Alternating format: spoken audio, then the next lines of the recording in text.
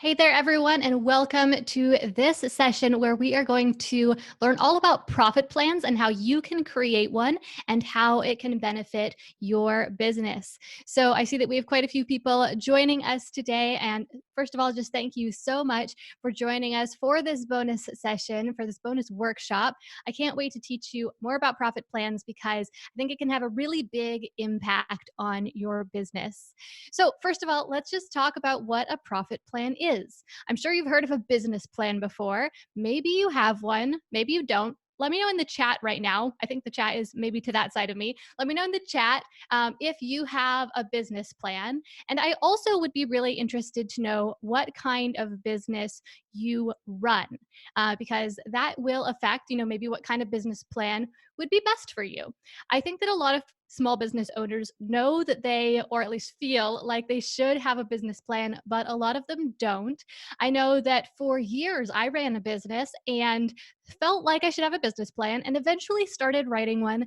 And it took me a very long time to get to the end. I'm talking years of working at it, a little bit here, a little bit there. And then I don't feel like it really did all that much for my business, even after all the time that I'd put into it. The only thing that I think writing that business plan really did for me was that it helped me to think through a lot of the different parts of my business, and it just helped me to like process information. But the plan itself didn't help me that much at all. The reason for this was because it was long, very long, and it wasn't really grounded in what we were really doing. And it didn't really have a great objective. It wasn't driving us towards a specific goal. It was more just a description of everything we were doing. So, okay, so I see that Martha says that she has goals, but not a detailed plan. And she's an author and soon to be course creator too. Awesome. Okay. So you probably feel like you should have some sort of plan though, because if you're driving this business forward, there's some reason you're doing it. And we all know that we're much more likely to reach our goals if we have plans for how we're going to reach them. Right? I think that you would say that that's true for anything that you do, any sort of goal that you might have. If you have a plan for how you're going to reach that goal, it's going to make it more likely that you would reach it. But we've got these business plans that aren't all that functional and often can feel very overwhelming to write because they can be very, very long. So a few years back, I decided to make a really simple version of a business plan, and I just called it a simple business plan. It was just a couple pages long, and it was great because it allowed a lot of people to create the simple business plan so that they at least had a clear idea of what they were doing. But the thing that was missing from it was it still was lacking that clear objective. It was still more a description of just what the business was doing. What different marketing channels are we using? What different products are we selling? So now, in this past year, we've developed this concept of the profit plan. And the profit plan has one primary goal, and that is to identify what your business does to produce profit and to create a plan for how you will produce more profit. Because most likely, if you're running a business, one of your at least key metrics for measuring your success is profit.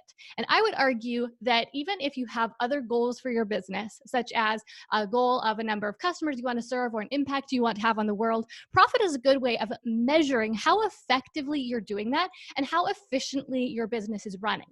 Because the bigger your revenue is, the bigger your impact on the world is going to be. That means you're serving more customers more effectively. And then the higher your profit margin is, that means your business is running a lot more efficiently, which will enable you to not only earn more money, but also be able to have a company that really fulfills its purpose to the best of its ability. So that's kind of some of the reasoning behind why we wanted to create this profit plan. Now, as for what it actually is, it's a plan that describes the different things that your business needs to do in order to produce profit, and then describes how you're going to do those things. And it also talks about your profit goals so that you know where you're steering towards. Now, in this session, we're going to continue to talk, first of all, about how what a profit plan exactly is and the different main sections of that profit plan. And then beyond that, we are going to move into talking about actually like in great detail what should be in each of these sections. And then once you understand the entire concept of the profit plan, then in the last 15 to 20 minutes of this session, we'll open it up for Q&A, and I'll answer any questions you might have about how to best create your profit plan. So as you can see, I believe right now in the chat, the very first comment is a link to a PDF, a Google Drive link. And when you click on that, you will be able to get a template for a profit plan outline. Now, with this template, you are going to be able to instantly get it. It's not an opt-in or anything like that. You can just instantly download it to your computer, or you can just open it in your browser and then follow along as you go. So hang on just a sec. See, we have a little technical problem here.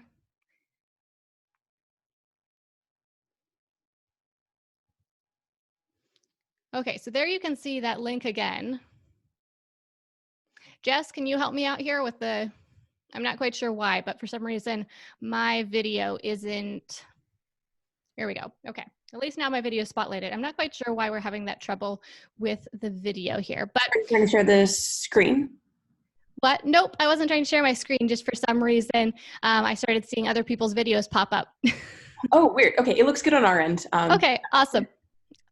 Okay, so let's keep moving through this and talk about the main sections of your profit plan. So the profit plan has 4 main sections. The very first section describes the value that your company offers. Now, this specifically is what people pay you for. Your business might sell products, or it might sell services, or it might sell something else. But most businesses sell either some sort of product or some sort of service. And if they sell product, it could be a physical product or a digital product.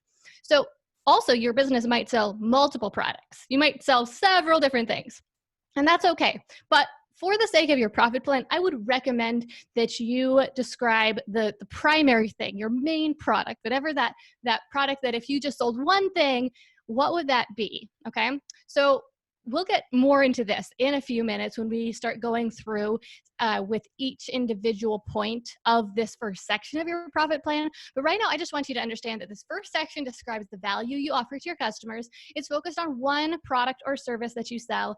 And it isn't just talking about the product itself, but it's focused more on the value that that product provides to your customers. So what I mean by that is, let's say an example. So Martha had said that she was a course creator. So she's producing some sort of course, but what people are buying, what people are physically paying money for is the course. But what they are really choosing to invest in and what they want out of that purchase is the result that the course creates. And so I think that with any business, you're going to experience that where people are buying some sort of physical product or some sort of service from you, but they don't really want the thing they're buying. They more want the result that it creates. An analogy here that's often used is when people buy drills, they don't really want a drill. They want a hole in the wood. And even more than that, there's some sort of reason why they want that hole in the wood. You know, maybe they want to build a house, or maybe they want to build a birdhouse or something else. And so they want that process to be made easier for them. And that's what they're really paying you money for. So in this first section of your profit plan, you get really clear on exactly what it is that people are paying you money for. All right. So now in the second section of your profit plan, you're going to describe your marketing strategy.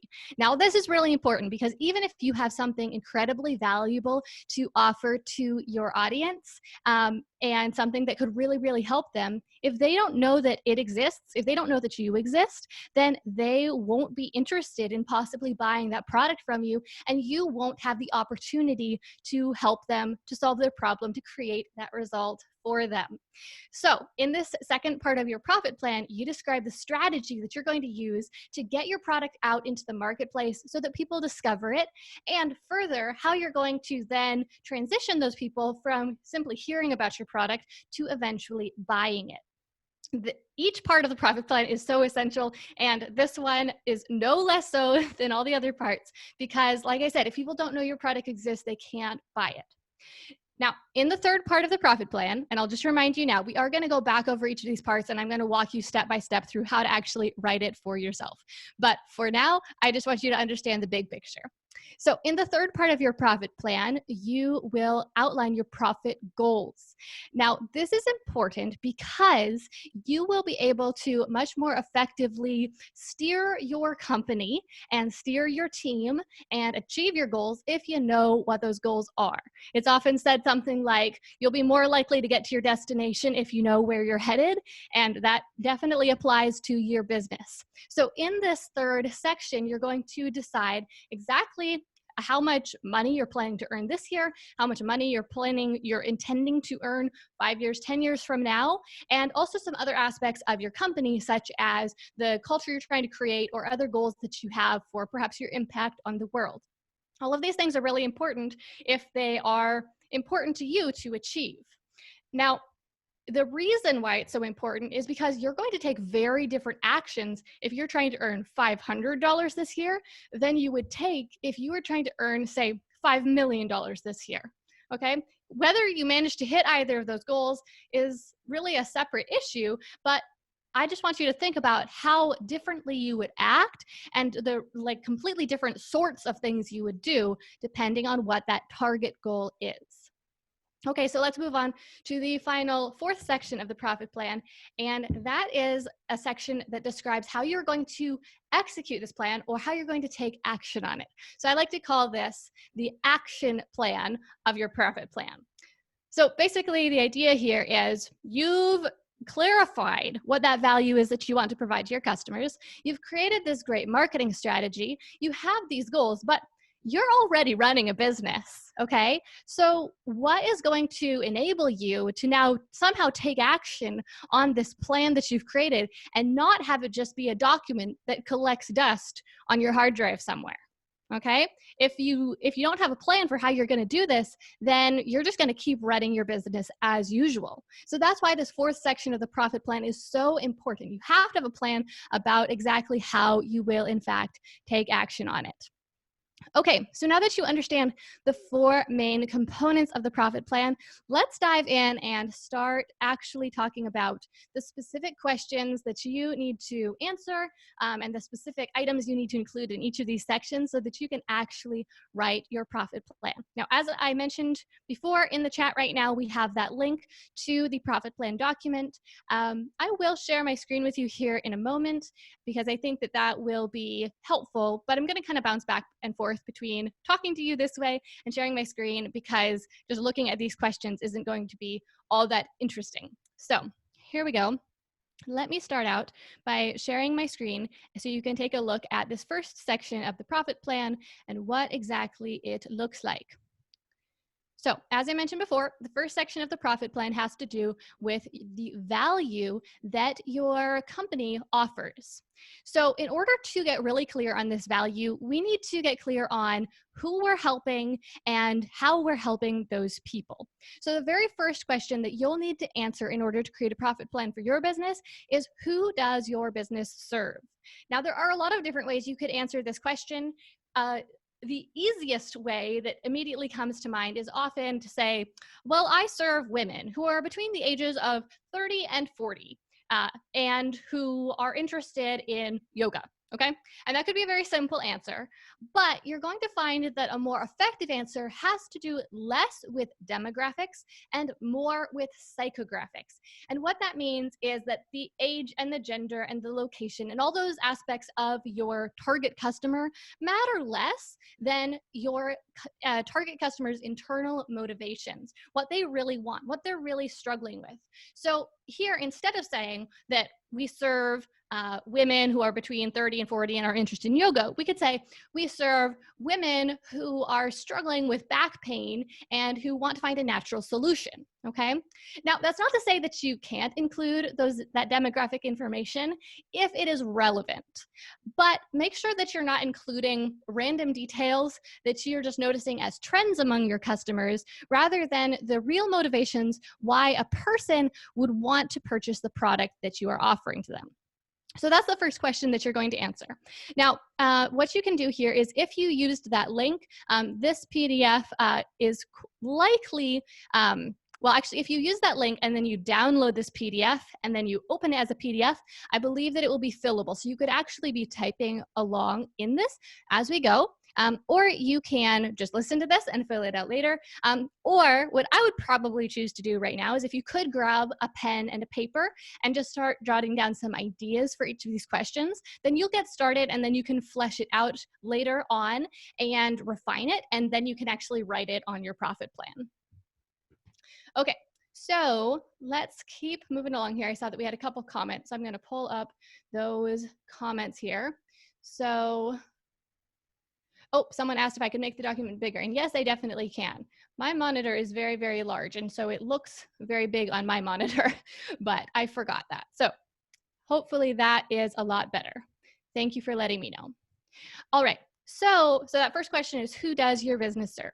The next question for this first section of the value of your profit plan is, what problem does your business solve for these target customers? This is perhaps the most important question on your entire profit plan, because if you get clear on exactly what problem you are solving, you're going to be able to much more effectively communicate to these potential customers why they would want to buy your product. Because the number one reason why people buy any sort of product is to solve some sort of problem that they have. So if you just answer one question on your profit plan, let it be this one. What problem does your business solve for these target customers? Okay, the next question is, what product do you sell to solve that problem? Now, at this point, this is where you're going to have to really kind of check in with yourself, limit yourself to that one product. In order for your profit plan to be as effective and useful as possible, I really would recommend that you focus it around one central product. Now, I know that if you're anything like me, then you might have several different products that you sell that you are equally in love with. You definitely don't want to give them up. And I know that especially a few years ago when I first started this business that I run today, I had quite a few products that I sold, and I was quite attached to all of them. And so when people would tell me to niche down, I really struggled with that advice, and I didn't quite know what to do with it because I felt so equally attached to all of them. So instead of trying to get rid of the other products, I just want you to choose one to focus on, focus your marketing efforts on, and to focus your marketing messages on. And I think that you'll find that that really helps you to be more focused in your efforts of growing your business and to be more successful. So for this question here, you're going to talk about what product is solving your main customers' problems. Now, the next question is, how is the problem affecting your customers' lives? So for this question, we want to dig a little bit deeper and not just think about what the surface problem is, okay? So the surface problem might be that mom who's struggling with back pain, okay? She has back pain. That's the problem. But how is that affecting the customers' lives? We want to come up with 3 different sorts of reasons how it's affecting them. One of them might be a physical way that it's affecting them. So maybe because her back hurts, she doesn't feel like she has enough energy. Another way is how it could be affecting her perhaps socially. So maybe because her back is hurting, she doesn't feel like she's able to really show up for her kids as well as she wants to. She's not able to be as good of a mom as she wants to be. Okay. And then one of them also might have to do with, and there's so many different directions this could go, but we're really trying to like dig down deep into like how it's truly affecting her, and especially ways that it's affecting her that's making her feel bad. So not just being a physical problem in her life, but how it's really hurting her. So another way that it might be hurting her is if she feels like she isn't doing as much for herself as she should be. And so she has like she feels like she has lower self-worth because she isn't able to solve this problem and take care of herself in this basic way. So for your product, obviously, you're going to have some very different effects that the problem is having on your customer, depending on what that problem is, depending on who your customer is. But I really encourage you to dig down and get at least 3 of these different negative effects it's having on your customer, and to try to have them be as different as possible so that you're talking about different aspects of your target customer's life that are being affected. Okay, so we're still in the value section, and now we're going to explain how your product helps solve their problem. So basically here, you want to explain how your product works in really simple terms. Now, Once you, as I mentioned before, one of the most important things you can do is to get clear on the problem you're solving, because that is incredibly persuasive for for it's a, it's very clarifying for a customer to know what problem it is solving so that they know if your product is right for them. But even if your customer is struggling with the problem that your product solves and they know your product exists, they will still be hesitant to buy it if they're not sure that it will work for them. And one of the most persuasive things you can do to explain to them or to show them that it will work for them is simply to explain to them how it works. Because the human mind wants justification for our actions, and we want to understand logically how things work so that we can convince ourselves that they would work. Now, this explanation of how your product works, again, it will depend greatly on what your product is, but it can be very simple. It can be stating the obvious. That's okay. We want the customer, though, to understand how it's going to work. So, for example, let's say that you have this online course about yoga, and specifically, it's therapeutic yoga that's supposed to help with back pain. So how will the product work? Well, you could start as simple as you sign up for the course. That could be step one, okay? But we want to give a step by step. So you sign up for the course, you get instant access, you watch each of the lessons, you complete one yoga exercise every day or one yoga routine every day. After 30 days, you will notice a significant decrease in your back pain. Okay, so but we want to start with whatever that first step the customer needs to take is and end with an outcome that they're going to get.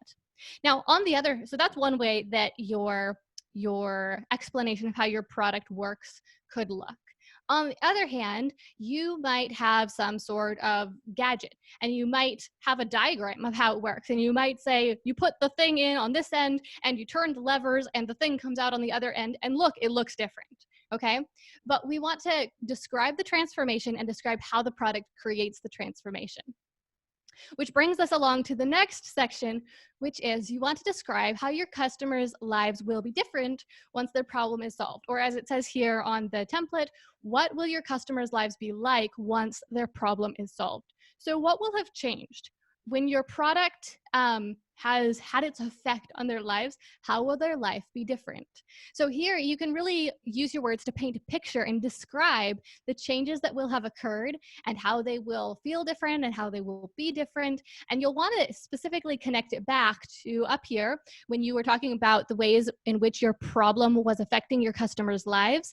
And each of these problems that right now they're experiencing, or these effects of the problem that they're experiencing, you'll want to have a counterpoint here. So for example, if one of the points here was because you have this back pain, you are struggling with your energy, then down here in the how will your life be different section, you would talk about your back will feel completely healthy and whole, and you'll have enough energy to go about all of your daily tasks. You won't be held back by pain. So that's just one example, but it makes writing this section a lot easier when you can just write those counterpoints. Okay, and then the question that so many people have trouble with here, which is how much is this change worth to your customers? The reason why this is difficult is because, I mean, there's a few different reasons. One is because it might be worth a different amount to each of your customers. So some of your customers might put a very high value on it, and others might put a low value on it. For the sake of initially getting your profit plan done, I would recommend that you just make a guesstimate right here, just so that you have a price, maybe the price you're currently charging, put some thought into it. But then what you can do to further figure out what this price should be is, first of all, to look at your competition's price. When you see how much your competition is charging, then you will be able to figure out kind of what the market is interested in paying for that solution. So you take a look at several of your competitors, and you want to, of course, record what you find out about their pricing. And then I'd recommend that you start out by pricing on the high side of average. So for example, if you see people charging anywhere between $10 and $100 for a similar product to yours, but most of them are charging $50 to $60, then my best, just like general recommendation would be that you charge about $60 because you have enough data from competition charging that rate. You know that the market must be interested to some extent in paying that rate, but you want to position yourself generally as a premium brand and not as a discount option, because you want your customers to really see your product as valuable, because that will actually be very persuasive to them that your product will work. The price tag that you put on your product is very similar to you rating your product. You know, when you're on Amazon and you see those stars that tell you how much people like the product, well, when you put that price tag on it, it's kind of like you're rating your product with stars. You're saying how good it is. And so if you price it on the like complete high end of what your competition is charging, then it's like you're giving it 5 stars. But on the other hand, if you really discount it and it's really cheap, it's like you're giving it 1 star. Now, of course, there's other factors that are going to affect how your potential customers perceive your product. And so if everything else about it looks really good, but the price is low, that could end up sounding appealing. But it still is going to have that low price, even if it makes it enticing on the one hand because, oh, we're not a very big risk, it still is having that slight negative effect on your customers' buying decision, where they might think that it therefore isn't worth very much, and it might not be worth their time or worth their effort, especially when it comes to selling an online course, which I'm sure many of you are doing, because an online course, it's not a solution in a box. An online course is going to require time and effort from the person who buys it. And so if they don't think that it's going to be good enough quality for them to justify that time and effort, then they won't be as interested in buying it. So that's a lot about pricing psychology and strategy there, but that is really what that question is about. How much is that change worth to your customers? You need to put a price on that main value you're providing. And then finally, why is it worth that amount? So here you're going to create justification for why those results are worth that much money. And this will directly tie into what will your customers' lives look like once their problem is solved. So if your product is possibly helping out their finances, the section will be very simple. If it's helping with some other aspect of their life, such as their health, then you're going to probably need to interview some prospective customers and find out why it really is worth that much to them. And again, how their life will be different is really the answer to this question as well. Okay, so we've made it down to the end of that value section, and let me just stop sharing my screen for just a moment. So as you can see in this first section of the profit plan, you are really working out exactly what people are paying you for. And the more clarity you have about what people are paying you for, the easier it is going to be for you to market it to them, because with more clarity, you'll be able to explain it so much more easily and so much more effectively to your customers. You'll be able to explain to them why they would want it and how it will help them and how it works. You'll feel a lot more confident when you're marketing your product. Your marketing efforts will be a lot more successful, and this will enable you to really increase your profits and to be able to make the maximum number of sales and to be able to charge the best prices for your product. So this is the first part of the profit plan. When I typically teach the profit plan, I'm teaching it over the course of a 4-day period. And so each day we run as a challenge. Each day of the challenge, we work through one section of the profit plan. So if you're working on creating your profit plan, you might choose to do it in this way just to make it a little bit more kind of easier to digest, easier to get through. Work on one section per day. That is both a small enough chunk that you will be able to accomplish it in a day, so this project won't stretch out too long, and it will give you a little bit of a deadline, so that, because sometimes as you are creating, anything, but especially something like this where you're having to make some decisions, you can run up against a decision where you aren't quite sure, what the answer is. And so then you might kind of shelve it and think, okay, I'll come back to that later after I've had time to think about it. But that might mean that your profit plan never gets done. If you challenge yourself to do this over a 4-day period, then you will have to get that section done on, the first day with the case of this first section. And I would really recommend that you just charge through it, get it done. It's okay if it's not perfect. You can always go back, change your answers later, refine it, create a new version of your profit plan later. It's not so long that it's, a 20-page document that you're never going to want to rewrite. This is a very simple document that will have a big impact on your business, but it's very manageable. So with that being said, let's move along to the second section of the profit plan, which has to do with the marketing of your business, because you've got this great valuable product, but like I said before, nobody's going to buy it. They don't know it exists. So marketing, how will people discover you? So we need to come up with a strategy. The first part of a marketing strategy needs to be your visibility strategy. This is just how people are going to even find out that your product and your company exists. So here we've got just some simple check boxes. Again, these are checkable if you download the PDF itself. Here I'm just looking at it in my browser. But I just want you to make a general plan of the main way that people are going to find out your product exists. If you are already marketing your product, you'll probably just want to check the option that is already working for you most effectively. And it's going to be different for every business. In my particular business, organic social media is my number one source of visibility. I make videos on YouTube, as some of you may know, and that drives a lot of visibility for my business. It introduces a lot of people to my brand, and I'm then able to use that visibility to actually build my audience itself and to eventually drive sales. But for your business, it might be something different. If you don't yet have a visibility strategy or something that's working for you to get visibility, then there's two different options you could take. One would just be to guess, basically. Just pick one and just go for it, because most of these options are going to work for most businesses if you put enough effort into them. The other more strategic way you could do this would be to interview some of your competition. I would recommend you don't really look at them as your competition, but just your other peers in the same space, people who are successfully doing what you want to do, people who are successfully selling a course like you want to be selling, or at least a course in a similar industry.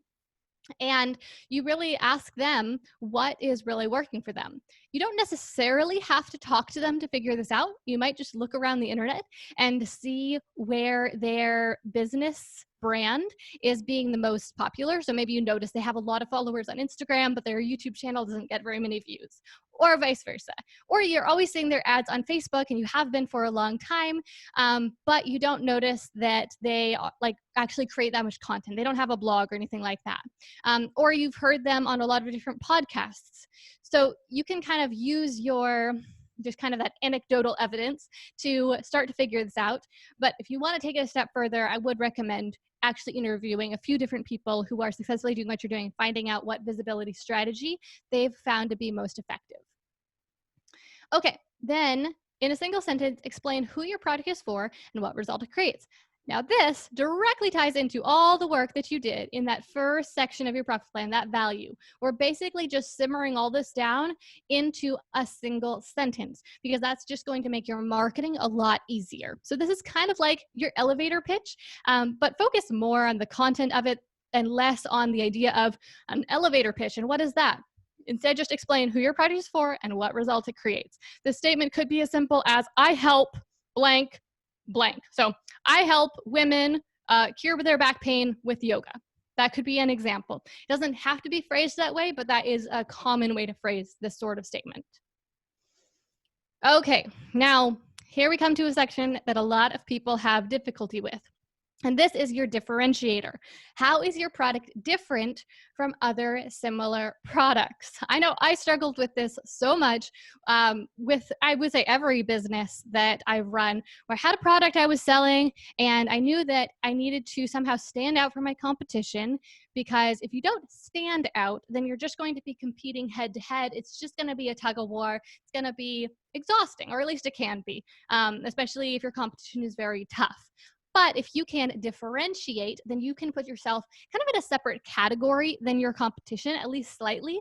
And then you're not pushing head to head or pulling back and forth that tug of war. You can kind of step to the side and charge forward in your own lane, really. So here's the key to figuring out how you can differentiate from your competition. You need to find out what is lacking in your competition or your competition's products. And what I mean by that is, if a prospective customer purchases one of your competition's products that is equivalent to one of your products. So say like you both offer the same service, or you both offer the same course, or a course, not the same course, of course, but a course that solves a similar problem. What are some problems that the customer is going to maybe experience with that competitor's product, or what maybe problem they have won't be completely solved? So for example, with going back to our yoga course for solving back pain, maybe the competition's course is great, but maybe it's a very long, slow solution.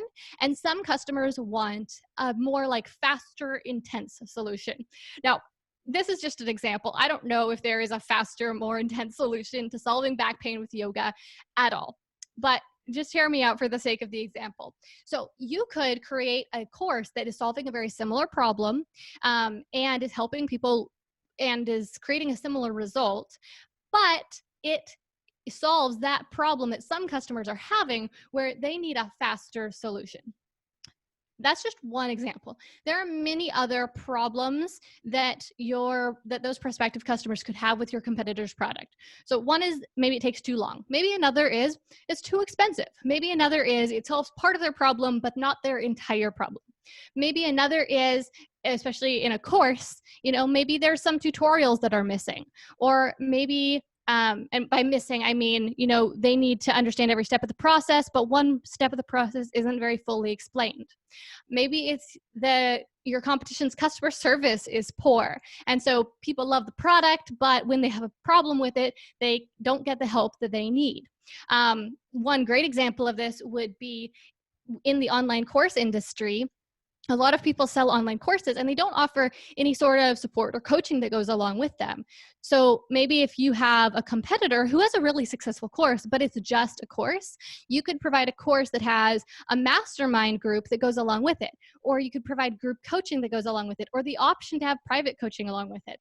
Those are ways that you could differentiate to help your customers get better solutions or more effectively solve their problems. So I hope that helps you a little bit figure out how to really differentiate your product from other similar products. Okay, so moving on with still the marketing section of your profit plan, what type of free helpful content will you provide to earn your prospects' trust? So visibility is going to be obviously a very essential part of your business. And we already talked about kind of the main strategy you're going to use to get that visibility. Okay. Are you going to be using organic search, or organic social media, or paid advertising? Most of these visibility strategies require you to create some sort of content. Maybe you're writing blog articles or videos, or maybe you're just writing posts on Instagram or doing Instagram stories, or maybe you're writing ads for Facebook, or you are being a guest on different podcasts. You're going to have to create some sort of content if you are running a content business, like a business that sells courses. Because if you're selling courses, okay, let me back up just a moment. Imagine you go to Costco and there's some food on the shelf that you haven't tried before. Probably not going to buy it because most of us just keep buying the same things we normally buy. But if they have a sample of it and you taste the sample and it tastes really good, you are suddenly much, much, much more likely to buy it. And the same thing happens online. You are running a content business. People probably aren't going to buy your content, i.e. your course, because they don't know if it's going to work for them. They don't know how good it is. They don't know if it's right for them. But if you can give them a sample in the form of some free content, it's going to make them much, much, much more likely to buy it, because they will trust that it's actually what it says it is. It's actually good. It's actually right for them. Now, beyond that, so that's one purpose of providing this free content. The other purpose is simply actually getting that visibility, because when you create content, that content can then get found online and it can start to attract your target customers. So what is the main type of content that you will provide to earn your prospects' trust? If right now you aren't creating any of these types of content, then I would recommend you start with one. Over time, you might end up creating several of these different types of content, but just start with one. Okay. This question potentially could be very simple. How can someone purchase your product online? It's probably very simple if you're already selling your product online. If you aren't yet, this could be a little bit more complex to figure out, but the answer will still be simple. Now, if you're selling online courses with Teachable, for example, then people could purchase your course online simply by going to your Teachable sales page, or to a sales page on your website by clicking the Buy Now button, and then by using the Teachable checkout process in order to purchase your product. And then Teachable is going to actually manage that payment profile account after that. So it could be as simple as that. We just need to have a decision here. It's not something that you need to figure out if it's already figured out. But if it isn't, then you'll need to put a little bit of thought into that.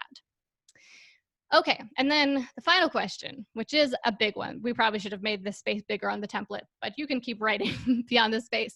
When and how will you direct people to purchase your product? So we need a strategy here. Maybe you're going to direct people to purchase your product twice a year with big launches where you run Facebook ads and you send them multiple emails, and that is how you want to sell it. On the other hand, maybe you'll send out an email newsletter every week, and every week you'll say, P.S., I offer a course on this. If you are interested in solving blank, blank, blank problem, click here to learn more, okay? So those are two very different selling strategies. Both can work, but you need to have a plan for how you're going to sell, because if you don't have a plan, A, it's going to be messy, and B, it might never happen, or at least it might happen far less frequently than it should. There are far too many businesses online that have a shop page on their website or information about their services on their website, and they very rarely make sales because they very rarely actually go out and tell people that they have something to offer and ask them if they want to buy it. So you need to make sure you have a plan for how you're going to do that. Okay, so that brings us to the end of the second section of the profit plan. So that is your marketing strategy. Now, you might already have a marketing strategy in your business, and I would say that this goes for almost every aspect of the profit plan. You may already have decided these things, you may already have a plan for them, but getting it all into one place and having it be very simply laid out is going to be very helpful for you to be able to kind of free up some brain space so that you can better execute the plans or the systems that maybe you already have. Further, if you are going forward with growing your company and building your team, it's going to be a lot more effective for you to do that if you have this simple plan that you can share with them and really explain to them what you're doing and how you're doing it so that they can join in on that effort. Okay, so let's move along to the third section of the profit plan. And I would say that this is one that most people find to be one of the easier sections, which is good, because if you're doing this one day at a time, you're getting to day 3, that's the day when you're probably most likely feeling maybe a little bit overwhelmed by the project, even though it's only 4 days, you know, like, okay, this has been a lot of thinking over these past few days. But on day 3, we get to kind of sit back and just dream a little bit, because day 3 is where you're going to outline your goals. So these goals don't all have to do strictly with your profit, because I'm a big believer in building holistic businesses that really support I would say the lifestyle that you want. And that's obviously on the personal side of the spectrum. Of course, not every business is a lifestyle business, nor does it need to be. But if you are the person who is driving this business forward, you've started the business at least partly for you so that you can be running your own business and get the positive effects from that. We want to make sure that we're really building a business that does in fact support those goals. And so some of those goals might be profit goals. Other goals might have to do with, like the first question says, how many hours per week would you like to work? Now, I remember trying to set goals like this, and people would say, like, you know, set a profit goal. How much money do you want to make? And how much do you want to work? And I thought, well, I want to make $1 million and work 0 hours a week, right? But we need to think about, if we want to do the work, how much do we want to work in order to fit this into our lives? Because of course, if we don't like doing the work, then we don't want to work at all. But if we find work that we enjoy doing, which I hope is the case if you're building a business, that you are building a business that you enjoy running, then you probably want to spend really as much time on it as possible every week. But at the same time, you have other responsibilities and other things that are important to you as well. So for example, for me, I homeschool my kids, and I want to be there as their mom also, and I take care of my house. So when I add up the time I need to spend on those other things, I find that I can only reasonably spend 20 to 30 hours a week on my business if I want to really be able to show up in those other roles that I have in my life. Now, like I said, if you're building a business that you enjoy running, you're going to want to work as much as you can, as much as you reasonably have the energy to. And so my answer here would be that 20 to 30 hours per week. I used to think it was a lot less, but that was because I wasn't doing work that I was really passionate about or really enjoyed. So that's just some things to keep in mind as you're thinking about that question. And again, the whole point of this goals section is to make sure that you are steering your company in the right direction. Because if you just, for example, wrote down a profit number, you just wanted to make $1 million this year, well, then you might find yourself working 60 or 70 hours a week to try to make that happen. But if that is out of alignment with what you really want, then you're not going to be steering your company in the right direction. You might build a massive team, you might have so much going on, but that might not be personally fulfilling to you, or it just might simply not be what you want. So that's why I think it's so important that we do clarify where we're going. Okay, next question. Now, this one sounds simple and it doesn't need to be complex, but I think it's more impactful than it might at first seem. What type of work do you personally most enjoy? Now, we could get into a major story time here about my search for my dream career. What do I want to be when I grow up? Why I had so much trouble figuring this out. Long story short, it was because the types of work that were required for most jobs listed in books about, different jobs you could pursue, different careers you could pursue, listed on career websites or presented along with college majors. They weren't types of work that I really enjoyed. What I really enjoyed doing was learning and doing research and supporting people and sharing with people what I'd learned so that they could be helped in the same way I had been helped. And that's what I really enjoyed doing, was just basically learning and then sharing with people. And so running a course business was very fitting for me, but it's not something that's normally presented as an option for something that you'll do when you grow up. So beyond that, you might think I really like writing. I really like talking to people. I really like doing creative work by myself. Okay. So the reason I think it's important that you get clarity here is because if you don't know what type of work you most enjoy, you're going to just find yourself doing all the different things that are required to run your business, which of course at first are necessary when you're doing it all on your own, but you won't know what direction you're trying to go with that. So you will just wonder okay, I need some help with some things. Okay, so I'll hire someone to do this random thing, someone to do this random thing, but you just will lack that direction about what you're really trying to get off your plate so that you can focus on the thing you really enjoy. So let's start by clarifying the thing you really enjoy that you definitely want to keep doing yourself. Then we've got this little exercise here where you can outline how you would like to spend your time on an average working day. So, I have the times laid out here from 5 a.m. to 11 p.m. I hope you don't work all that time. I just wanted to give you a big enough range so that you could fit your work hours. Maybe you like to work for a few hours early in the morning, or maybe you're a night owl, you like to work in the evening. This way you've got options. But I'm assuming you're only going to be filling out a small chunk of this with your work hours.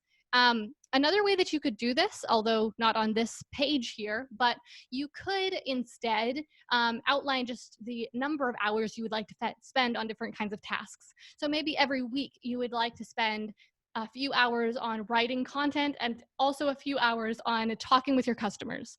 Or maybe you want to be able to spend time just creating course content and you don't want to have to interact with customers at all. And so in that case, you would know that you would probably need to hire some support people to do that interaction for you, just as an example.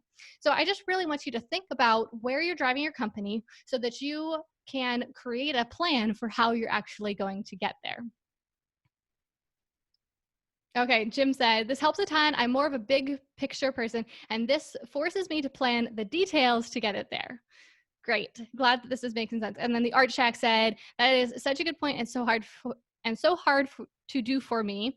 And Ian said, this is really helping me, Gillian. Many thanks. Awesome. Okay, I'm so glad to hear that this is resonating with all of you. So let's keep on working through this. I know that this is a lot.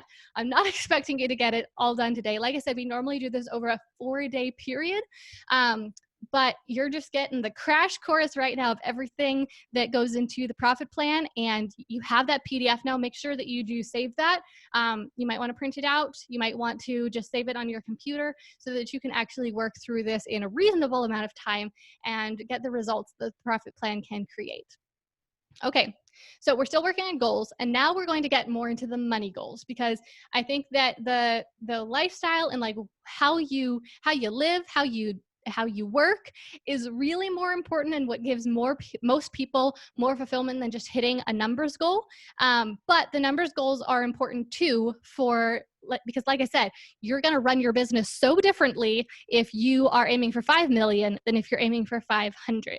And I know that might seem like an extreme example, and it is, but it still is realistic. There are plenty of people out there who run, a little Etsy shop where they hand make a few things a year, and their goal is 500. And then there are plenty of business owners out there who have the goal of 5 million, but they do very different things.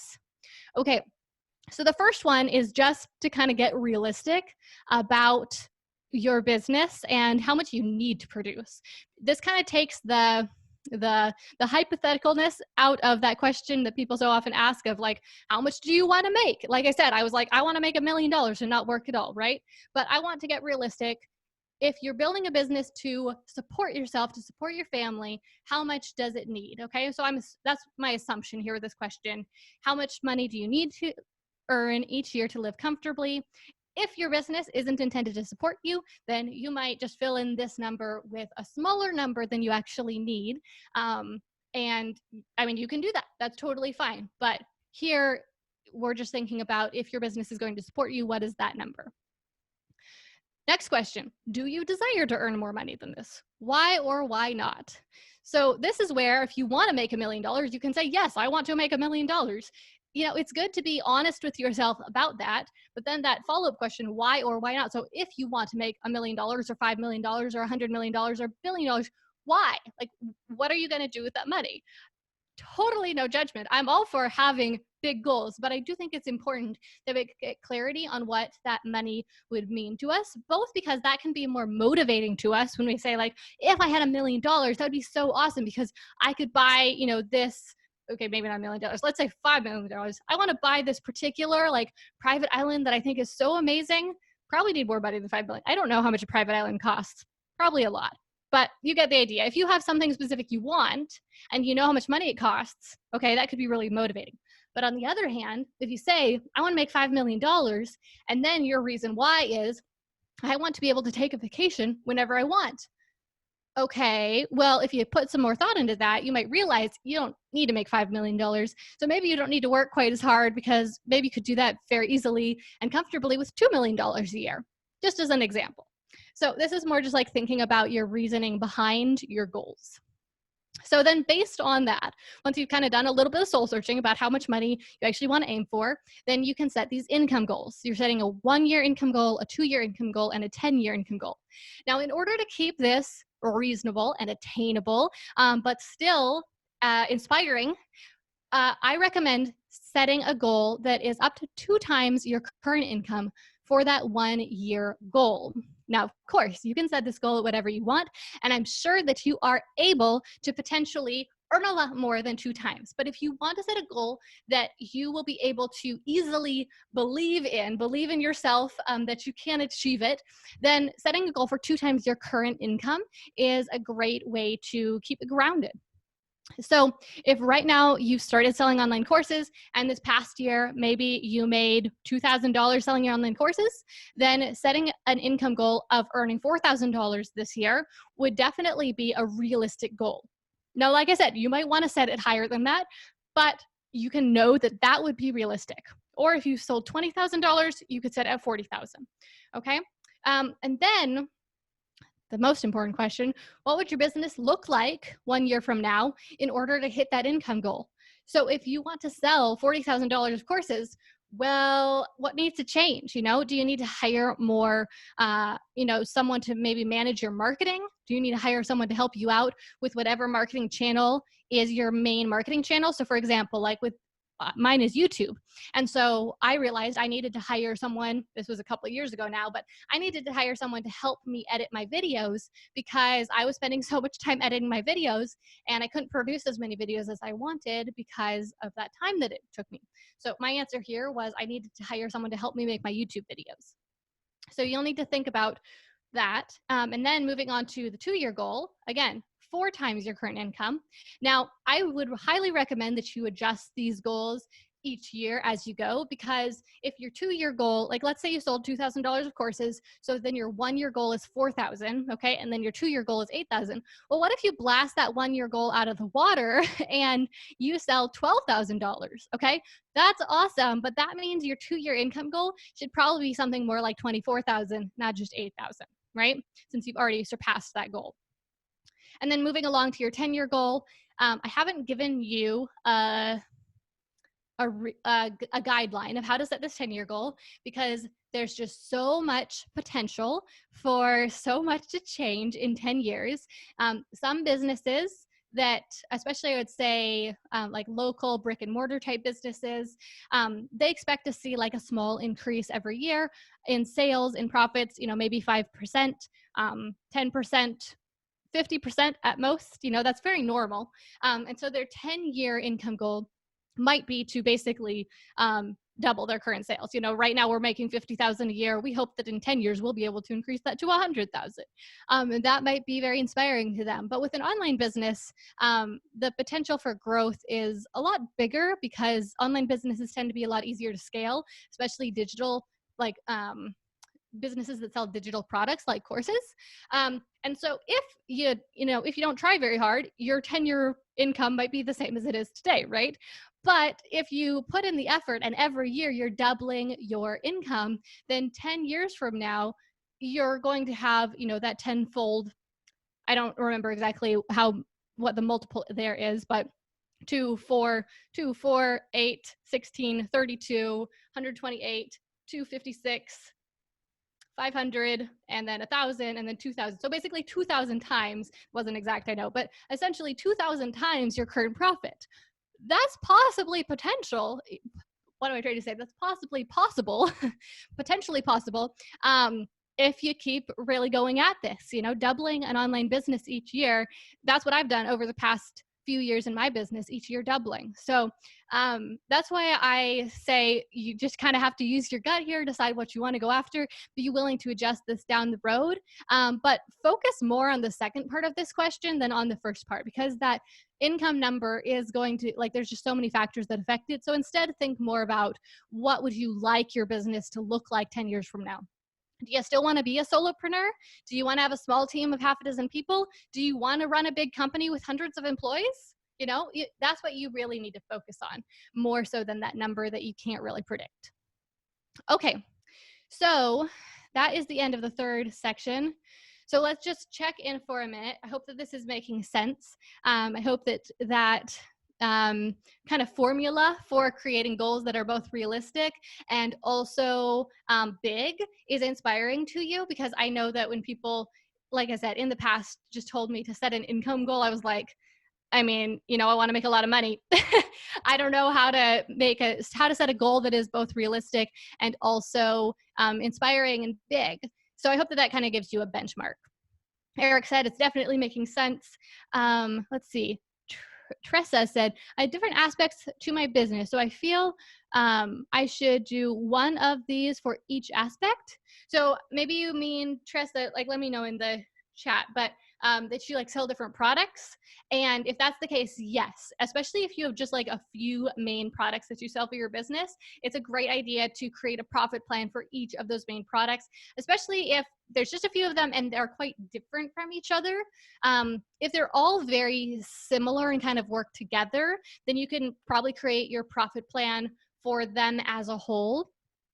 Or if you have a lot of them, then you're going to have to kind of create I'm thinking there's just different ways your business could be structured. You might have a lot of different products and really you need to refine and specialize in one thing. Or you might have a lot of different products because you sell little bows for girls' hair and you just have a lot of different colors and styles and sizes. And that's not a problem at all, right? Because they're all solving the same problem. They're all creating the same result. So just kind of depends on your situation. But if you do have a few different products and they're kind of different from each other, creating a profit plan for each one, or at least for some sections of the profit plan, like the value section, you'll want one of those for each product you sell. And then the goals, especially setting those income goals for each product, could be really good as well. you'll probably just use the same marketing strategy for all of your products though. And as we get into this fourth section where we're talking about your action plan, you're only going to have one action plan because the action plan is more about you and what you're going to do. So I hope that that kind of helps.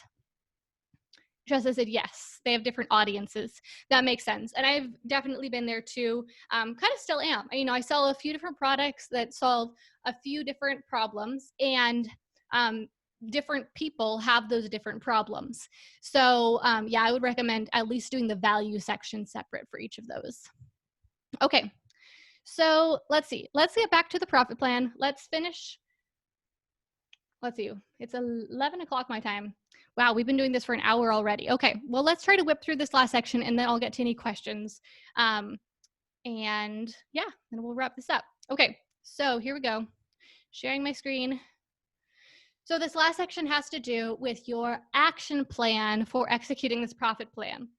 So first question, what tasks are required to produce the thing, that means the product or the service that your customers pay you for? So let me just zoom ahead real quick and show you, kind of give you the big picture here. So this is tasks to produce the thing. Then we're going to do tasks to attract customers. So these are tasks to market your business. And then tasks to generate sales. So actually to convert that visibility into sales.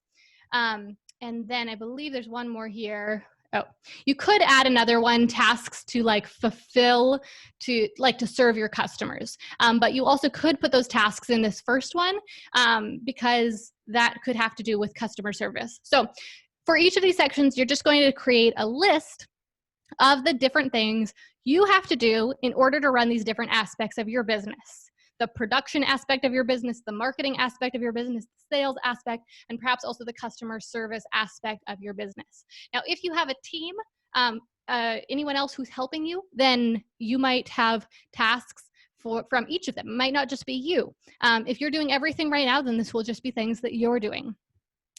Next to each item, each task that you do, you're going to mark out how much time it takes you, okay?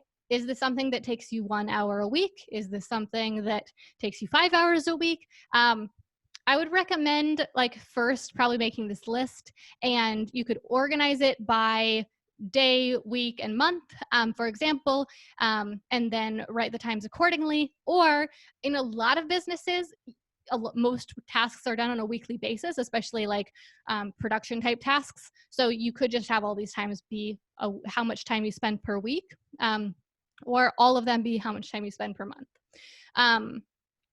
I wouldn't probably recommend doing how much time you spend per day because that's not going to really give you that bigger picture perspective you need in order to be able to make the changes.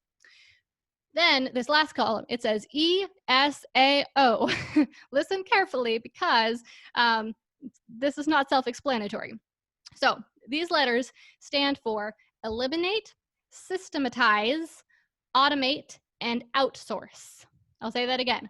Eliminate, systematize, automate, and outsource. Jess, if you're listening, you could type that into the chat, or anyone could type that into the chat so everyone can just see it if they're more visual. Eliminate, systematize, automate, outsource. And so basically here, if we are working on getting you to be able to work a little less so you can hit that goal of how much you want to work per week, and at the same time have your company earn more, then we need to figure out how we can get these tasks off your plate. And these are 4 ways you could get those tasks off your plate. First of all, you could eliminate them. If they aren't tasks that are really necessary, they aren't tasks that are serving your goals, you know, maybe you're producing a product that isn't the main product you want to be selling. Maybe you are spreading yourself thin over a lot of marketing channels, so you need to cut some of them out, okay? So maybe you just straight up eliminate some of these tasks. Second, maybe you systematize them. And so what that means is you just make them more efficient. You create a process for how they get done so that perhaps someone else can do them, or so you can do them more quickly and more effectively. Automate. So maybe you can get them done with software. Maybe there's some sort of software that could automatically publish your posts on Instagram, or could automatically send out your email newsletter, or could automatically deliver your product to your customer. So a great little example of this is Teachable. If you didn't have Teachable, you might be individually emailing each of your students each lesson of your course. That would be incredibly inefficient. But with Teachable, you can put all of your course content into your teachable school, right? And then people can buy it automatically without you having to actually do the transaction with them. And then they can all instantly access it, or access it dripped out over time if you choose to set it up that way. So that's a great, very comprehensive piece of automation software. Okay, and then finally, outsource. Maybe you could hire someone to do this for you. So I would recommend that you put maybe a star next to the tasks that you think are the most important things that only you can do. Most important things for running your company that only you can do, that you want to do, that you really enjoy doing. It should only be a handful of things, and everything else, try to figure out whether you could do one of these 4 things with it. And you'll just mark down that letter here. This is really more of a brainstorming sort of thing. So you're just kind of creating a tentative plan, and then you can start pursuing doing these 4 things, one of these 4 things with each of those tasks. And specifically, because you've marked down how much time they take you, you can start with the one that's eating up the most of your time right now and try to get it off your plate by using this method. Okay, so we're gonna scoot down past all of this now because we talked about all of that. So this kind of goes into what I was just saying. Which 3 monthly tasks are most vital for generating profit? It might be 3 tasks that relate to, 1 for producing, 1 for marketing, 1 for sales. It might just be 3 marketing tasks if you have a product that's an evergreen product, like a course you created in the past that you're continuing to sell. But whatever those 3 tasks are, mark those above with stars, because those are the ones that you need to really prioritize yourself, and the ones that you're probably going to be least likely to want to outsource or automate or something like that, because if you're already doing them and they're the most vital, then you're probably doing them at least somewhat effectively. Now, that's not to say that you might not want to hire someone in the future to do them even better than you, but for now, we want to kind of keep those ones close to home. Now, of those tasks, of those 3, which one task must be prioritized above all others? I wish we had more time to get into this right now, but I know we've already been doing this for a pretty long time. But this is called your prime mover. It is your number 1 priority in your business. It is the number 1 thing that is moving your company forward, that is producing income in your business. So basically, what is the one thing? Here's another way to look at it. What is the one thing that the more of it you do, the more money your company makes? That is your business's prime mover, and that is the thing that you need to make sure you are prioritizing on your schedule, you are prioritizing with your energy, because if you prioritize that, then your profit plan will be successful and be effective. Okay, so now you're going to go over your monthly tasks, and you're going to indicate how much time each of the tasks costs you, and then, as I said before, eliminate, systematize, automate, or outsource. And then the final step. First, block out time each week to work on your most important profit-producing work, okay? So whatever that prime mover is, you want to put that on your schedule first. You want to give it as much time as it needs. Then you might want to include those other 2 tasks here that are also very important. And then work to eliminate, systematize, automate, and outsource, starting with the most time-consuming, non-essential task on your list above. So of the tasks that don't have stars, which one is taking the most of your time, and how could you eliminate, systematize, automate, or outsource that task? Because if you can get that task off your plate using one of these 4 methods, then you will be able to reclaim that time, however many hours a month that is, and use that on your prime mover. And if your prime mover is the thing that the more of it you do, the more money your company makes, then that is going to be the thing that can drive your company forward like no other. Is that making sense? So for example, in my business, a couple years back, I realized, number 1 thing, make YouTube videos. The better my YouTube videos are, the more YouTube videos I make, the more visibility I get, the more leads I get, that ultimately results in more sales. So what can I get off my plate that would earn me more time so I could do that better? And I realized there were a few different things. One of them was customer service. I was spending a lot of time answering emails that a lot of them were the same. And so I realized by hiring someone to simply answer those emails that I mean, almost a robot could answer. Like they just needed an automated response to get people the information they needed. I could write templates. She could send out the templates, save me so many hours every week that I was then able to pour into my content, into my YouTube videos. Okay. That is, while you have to do the other work of the profit plan in order to get to that final question, that final question, that final step of the process is really going to be kind of the thing that you can do that's going to have the biggest impact on your profits. It's just that in order to figure out how to do that, you have to fill out the rest of the profit plan. Okay, so I hope that this has made a lot of sense. Like I said, we're not going to spend a little bit of time here answering questions. I know that this has gone pretty long, but thank you so much for sticking with me to the end, because so many of you are still here, and that is amazing, because yes, this has been a little bit long. So let's get into some questions. So the first one I was seeing here, actually, let me just look back here. Make sure I didn't miss any earlier on. But if you have any questions, put them in the chat right now. Sorry, chat isn't down there right now. It's over here, isn't it? And let's see.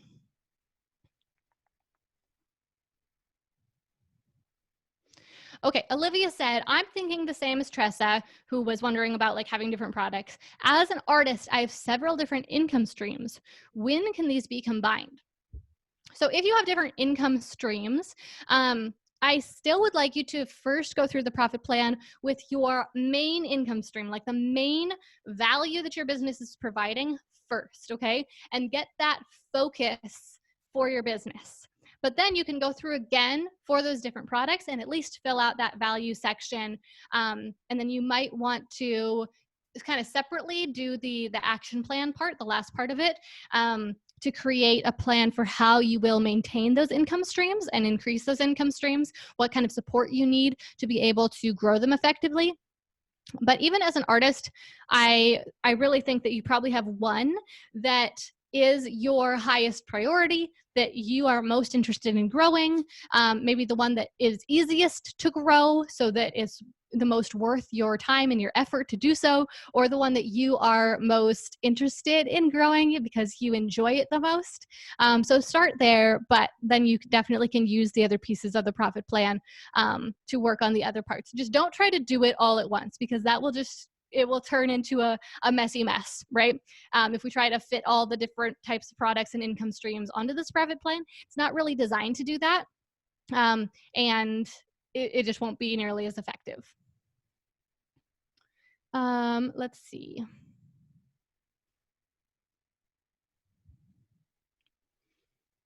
So the Art Shack said, I sell in my brick and mortar business and also sells courses.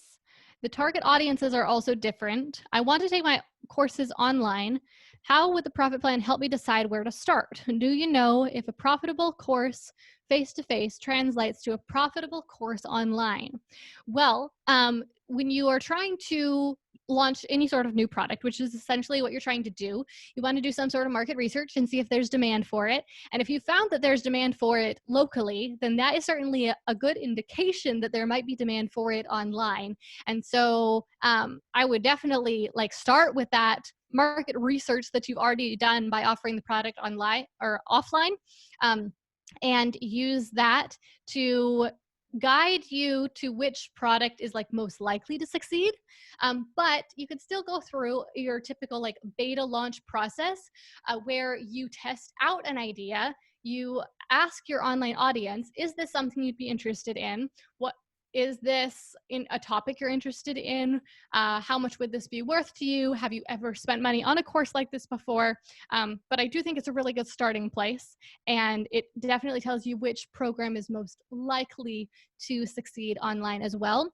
There definitely is some correlation between an offline course being successful and an online course being successful, but it's not directly absolutely correlated. So not like if there's a successful offline course, it definitely will be successful online as well, but it's a good indicator.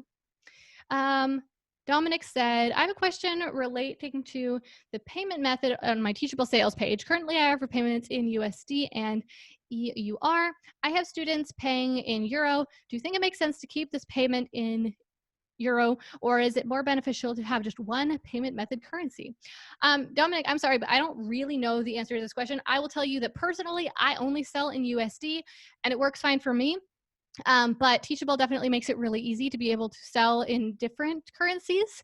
I wonder if Jess, guys haven't seen Jess. Jess is here with us today too from Teachable. Hey guys. Yeah, do you have any input on that? The best thing to do would be, can you email us at support@teachable.com? I'm going to circle back to your question, but yeah, for anyone, support@teachable.com. Yeah, if you guys have questions about Teachable, or like using your Teachable account or anything like that, or a payment related question, Teachable support is amazing. So just email them, like just said, at support@teachable.com, and I know they will help you out very effectively. Also, big shout out to the team at Teachable. They're, as you may know, they're based out of New York, so they're all working from home right now, and so just encouragement out to them, and just keep on just staying motivated, staying focused, and keep doing the amazing work that you guys are doing. Aw, thank you. Okay, let's see. Let's get to one or two more questions and then we will wrap this up. Let's see.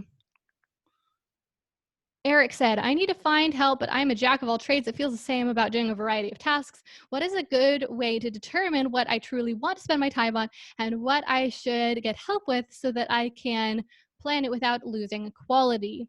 I mean, there are several different ways you could figure this out, Eric, but I would start by, thinking about like making a list of tasks that you most enjoy, because even if you like doing a lot of things, I'm sure that in your business there are some tasks you enjoy more than others. So start there and then make a list of the tasks that you are really good at, like actually honestly really good at, and look for the crossover between those two lists, things that you enjoy and are good at, and then everything else, especially the things that are non-essential, not that aren't your most important business activities, work on getting the support you need to get those things done without you having to do them.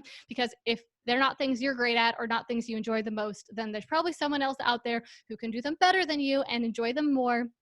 You could provide a job for someone else, or a work opportunity, and at the same time, your company could become bigger and more successful, but still allow you to do the work that you enjoy the very most. Okay, let's see.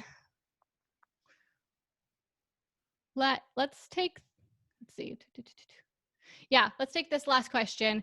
This question comes from Meg, and she said, do you have any overlap between your free YouTube videos and the videos in your paid course? So Meg, I'm assuming that you mean like actual overlap, not just overlap in the content, but like the video is exactly the same. So like I've put a video on my YouTube channel that is also inside my paid course. So with the first big online course that I successfully launched, the course had about 25 videos in it, and about 5 of them were videos from my free YouTube channel. And I thought, okay, the 20 lessons that are unique to the course are already worth the value of the course. So why not throw a few free videos in there as well? Because these videos will be helpful to the students.